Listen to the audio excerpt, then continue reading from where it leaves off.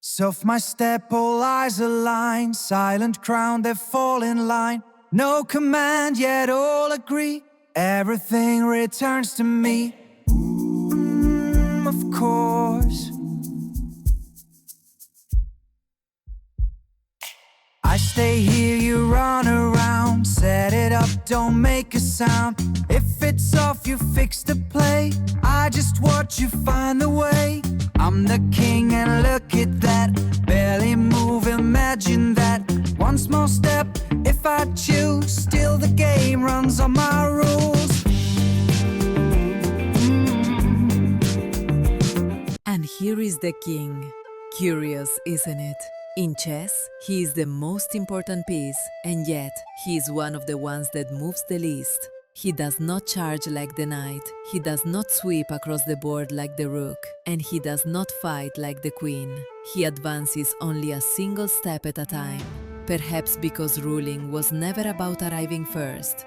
This king is made from things that someone threw away, things that seem to have reached the end of their story. And yet, here they are, transformed into something new. That is why he reminds me of Baldwin IV. When he was only a child, he discovered that he had leprosy. Many would have believed that his story had already been written, that he was destined to be remembered only for his illness. But Baldwin chose something else. He chose to learn. He chose to endure. He chose to fulfill his duty. As his body grew weaker, his will grew stronger. That is why, when I look at this king, I do not see a crown. I see a decision. The decision to move forward with what one has. A king of gold may break. A king of cardboard may inspire. So when you place this piece upon the board, remember something. The truest crowns are not made of metal. They are made of responsibility, perseverance, and courage. And if you ever feel that you are not enough, that you lack resources, time, or opportunity, look at this king. He is made from things others discarded, and yet he stands at the center of the game. Like Baldwin, like so many people who refuse to surrender.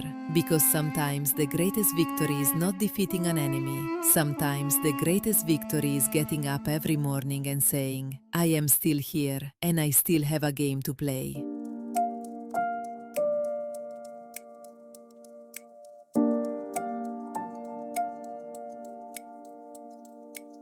Tablero 13 was a dream, turned into life again.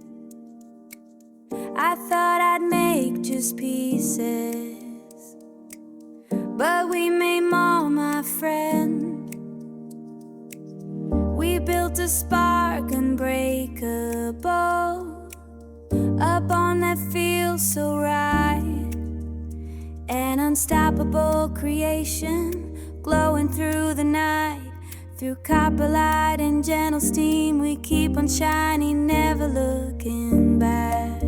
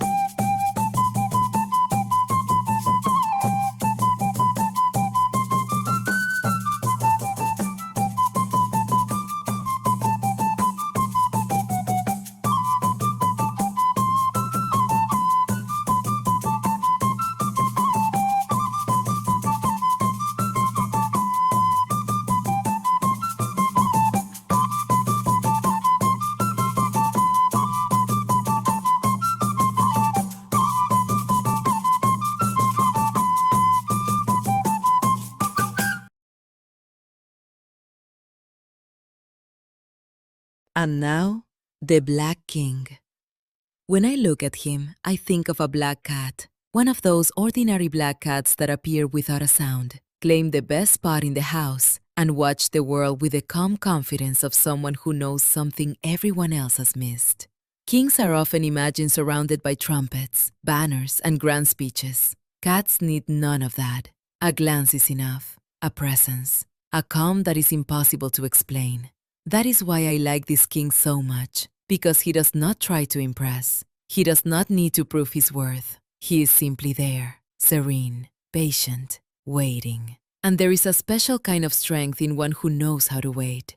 The old stories say that black cats are guardians of secrets, that they walk along the edges of stories while everyone else is looking somewhere else, that they watch doors no one else can see, and that, when the right moment comes, they appear exactly where they are meant to be. Perhaps that is why this black king does not look like a conqueror. He looks like a guardian, someone who understands that not every victory is won by advancing. Some victories are won by remaining, by enduring, by keeping watch in silence while others sleep, because there are presences that do not need attention to be important, like the ancient guardians, like black cats, and like certain pieces that seem motionless, yet hold the entire game together without anyone noticing.